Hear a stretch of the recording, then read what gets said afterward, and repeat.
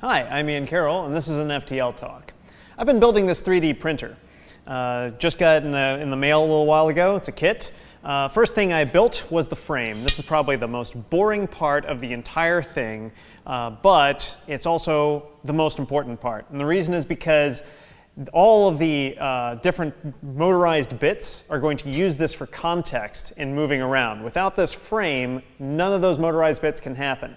And it's very similar to software. We constantly are talking in software about boilerplate code or about environment variables or different kinds of setup and things like that. And we usually think of that as like, oh man, it's a terrible yak shave. But actually, that is the most important part of the software. And just like this framework is the most important part of this hardware I'm building. Without this framework, none of that stuff can exist. And without those boilerplates and without the environment variables, that software can't exist. So we need to really think about software in context. And so that's sort of the insight I'm having right now as I'm building this thing.